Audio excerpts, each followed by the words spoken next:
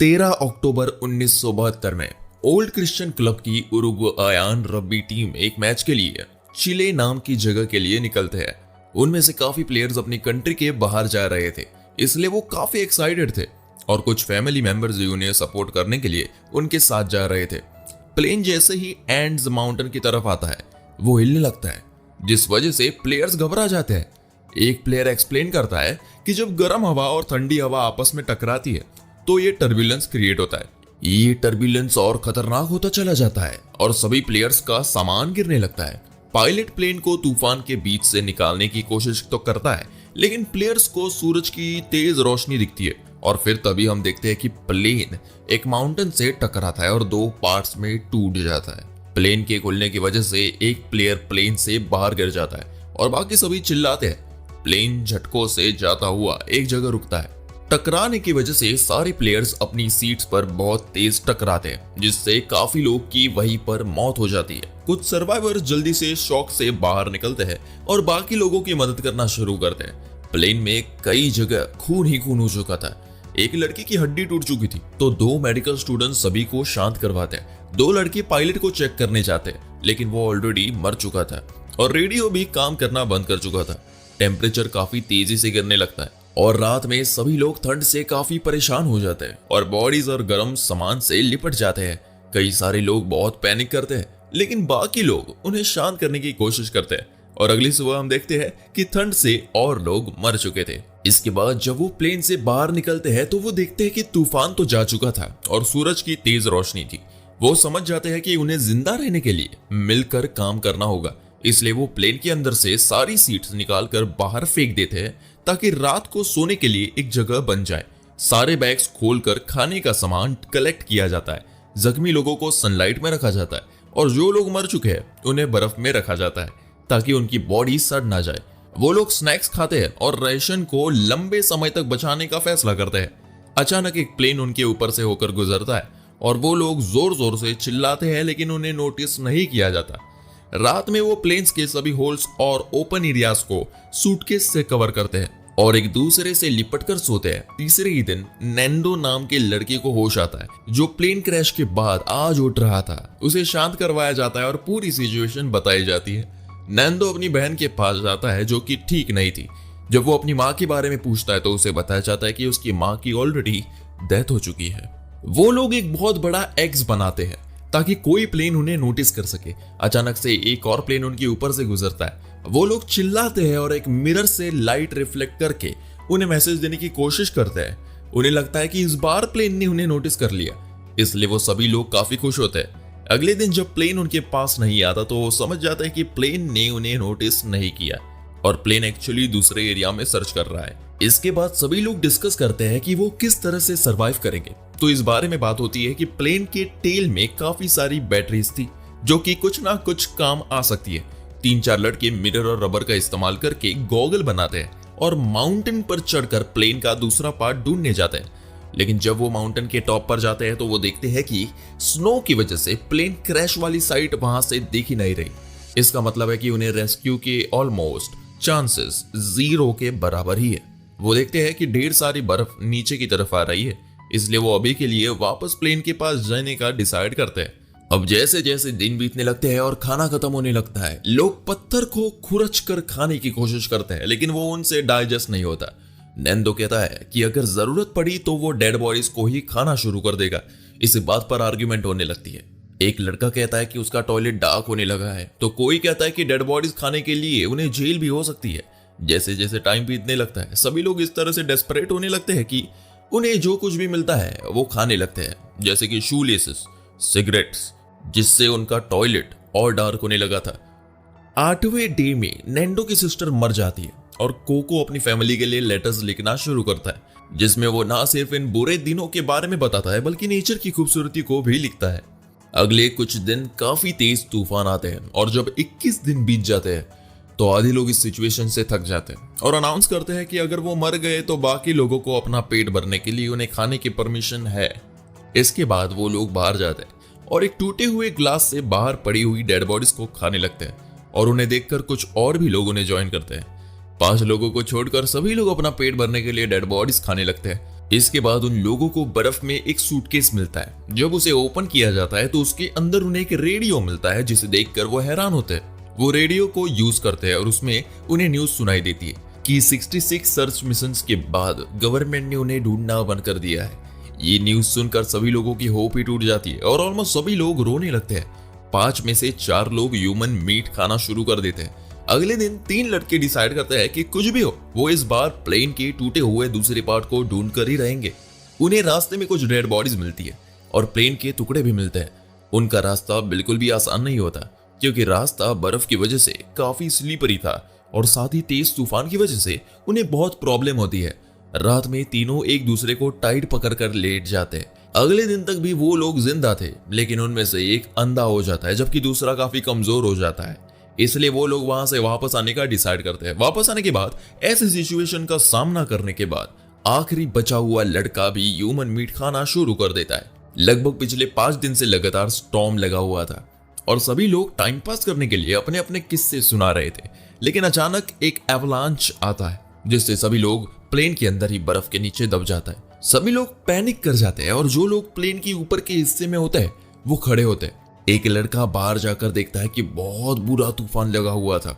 जो लोग बर्फ से बाहर थे वो बाकी लोगों को बाहर निकालने लगते हैं और कुछ लोग तो बर्फ को पिघालने के लिए उस पर टॉयलेट करने लगते हैं। काफी एफर्ट्स के बाद सभी लोगों को बर्फ से बाहर निकाल लिया जाता है, सिवाय एक लड़की के जो कि पैनिक की वजह से ही मर चुकी थी।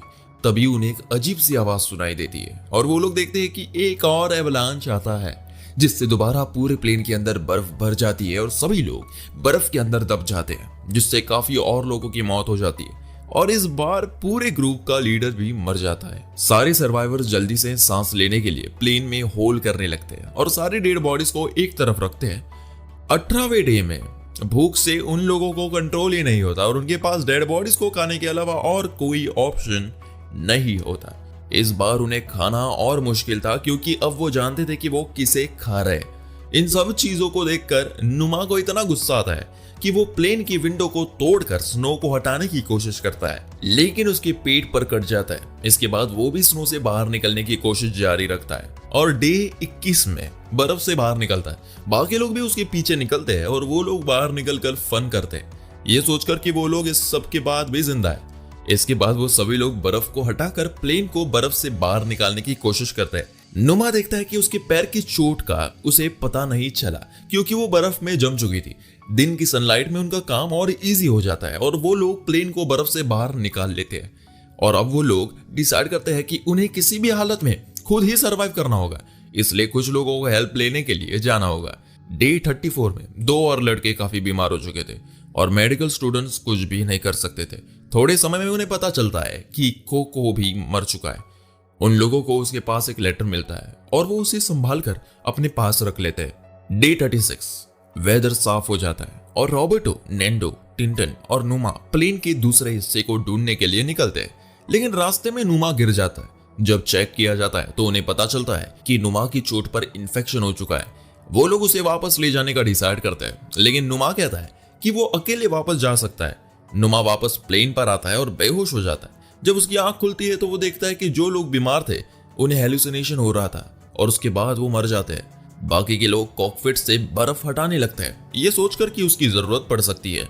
नुमा भी उनकी हेल्प करना चाहता है, लेकिन अपनी चोट की वजह से वो कर नहीं पाता, इसलिए वो खुद पर ही काफी गुस्सा होता है। इसके बाद जो 3 लोगों का ग्रुप गया था वो वापस आता है और बाकी लोगों को बताते हैं कि उन्हें प्लेन का दूसरा हिस्सा मिल गया। इसके बाद शॉर्ट ट्रिप मारकर प्लेन के दूसरे टुकड़े की तरफ जाया जाता है, जहां उन्हें ढेर सारे कपड़े, खाने का सामान, रम और सिगरेट्स मिलती है। उन्हें प्लेन की बैटरी भी मिलती है और वो उसे उठाकर प्लेन के कॉकपिट में यूज करने की कोशिश करते हैं, लेकिन उन्हें कोई जवाब नहीं मिलता। ऐसे ही दिन बीतने लगते हैं और ग्रुप रात के टाइम बाहर जाने से हेजिटेट करता है, क्योंकि उन्हें लगता है कि बाहर जाने से उनकी मौत भी हो सकती है। नुमा का इन्फेक्शन उसकी पूरी बॉडी में फैलने लगा था, जिससे वो और कमजोर हो चुका था। एक्स्ट्रा खाना भी खत्म होने लगा था, इसलिए अब वो लोग हड्डियों पर लगा हुआ मांस भी खाने लगे थे। ये अब उनका रूटीन बन चुका था, इसलिए उन्हें आदत हो चुकी थी। नुमा को पता है कि वो बहुत ही जल्दी मर जाएगा, इसलिए वो खाना खाने से मना कर देता है ताकि बाकी लोगों के लिए खाना पूरा हो सके। इसके बाद ग्रुप दोबारा से रेडियो को ठीक करने की कोशिश करता है, लेकिन एक शॉर्ट सर्किट हो जाता है और वो प्लेन पर सर्वाइवर्स की गिनती लिखकर वहां से चले जाते हैं। वो दोबारा से प्लेन के टेल वाले पार्ट की तरफ जाते हैं जहां उन्हें एक वाटरप्रूफ क्लॉथ मिलता है। वो उसे वापस लाते हैं और उससे एक बेड कवर बनाते हैं जिससे वो रात को बाहर रहने पर ठंड से बच पाएंगे। रेडियो अब भी काम कर रहा था। उन्हें पता चलता है कि प्लेन क्रैश के बाद 58 दिन बीत चुके हैं और गवर्नमेंट उन्हें ढूंढने के लिए एक एयरक्राफ्ट भेज रहे हैं। तभी वहां पर एक आर्ग्यूमेंट शुरू हो जाती है। कुछ लोग कहते हैं कि उन्हें एयरक्राफ्ट का वेट करना चाहिए, लेकिन कुछ कहते हैं कि एयरक्राफ्ट उन्हें अब भी ढूंढ नहीं पाएगा, इसलिए उन्हें खुद हेल्प के लिए जाना चाहिए। गुस्से में रॉबर्ट वो स्लीपिंग बैग ही फाड़ देता है, लेकिन कुछ ही देर बाद वो लोग खुद को डिस्ट्रैक्ट करने के लिए बर्ड्स की आवाज निकालते हैं। नुमा उन्हें परमिशन देता है कि उसके मरने के बाद वो लोग उसका मीट खा ले, और अगले दिन ग्रुप देखता है कि नुमा मर चुका है और उसके हाथ में एक नोट होता है जिसमें लिखा होता है कि अपने दोस्तों की जान बचाने के लिए जान दी भी जा सकती है। इन वर्ड्स से इंस्पायर होकर रॉबर्ट और नैंडो और टिंटिन हेल्प के लिए निकल पड़ते हैं। वो अपने नए स्लीपिंग बैग्स और मीट लेकर माउंटेन्स में चढ़ाई करते हैं और चिले की पहाड़ी के ऊपर पहुंचते हैं। रात में जब तेज हवा चलने लगती है तो वो लोग स्नो के अंदर स्लीपिंग बैग रखते हैं और तीनों उसमें ही सो जाते हैं। अगले दिन वो लोग आसपास के सबसे ऊंचे पहाड़ में चढ़ते हैं, लेकिन डर कर हैरान होते हैं कि उनके सामने अब भी बहुत बड़ी बड़ी पहाड़ियां थी और बहुत लंबा रास्ता था। एक बार के लिए वो लोग हार मानने का सोचते हैं क्योंकि उनके पास इनफ खाना भी नहीं था, लेकिन टिंटिन वापस जाने का डिसाइड करता है, जिससे रॉबर्ट और नैंडो के लिए खाना काफी हो जाएगा। रॉबर्ट और नैंडो काफी दिनों तक पैदल चलते हैं और फाइनली वो लोग एक ऐसी जगह पहुंचते हैं जहां पर बर्फ नहीं बल्कि पत्थर थे। एक रात नैंडो काफी टूट जाता है, लेकिन रॉबर्टो उसे दिलासा देता है। कुछ और रास्ता तय करने के बाद वो लोग फाइनली काफी खुश होते हैं जब उन्हें रिवर और एक लीजर्ड दिखती है। वहीं पर उन्हें एक आदमी घोड़े पर बैठा दिखता है। दोनों लोग उसे अपनी सिचुएशन बताने की कोशिश करते हैं, लेकिन वो आदमी रिवर की शोर की वजह से कुछ भी सुन नहीं पाता, इसलिए उनके पास एक कागज और पेन फेंकता है। रॉबर्टो अपनी बात को उसमें लिखकर उस आदमी को देता है। वो आदमी उस पेपर को लेकर पुलिस के पास जाता है और जब उन्हें पता चलता है कि ये वो ही प्लेन क्रैश वाले लोग हैं, तो वो ये मैसेज एयर रेस्क्यू सर्विस को दिया जाता है, जिससे एक नया मिशन शुरू हो जाता है। वो आदमी उन दोनों को अपने घर पर ले जाता है और उन्हें खाना खाने के लिए खाना देता है। रॉबर्ट और नैंडो के पास काफी रिपोर्टर्स भी आते हैं फालतू के सवाल पूछने के लिए।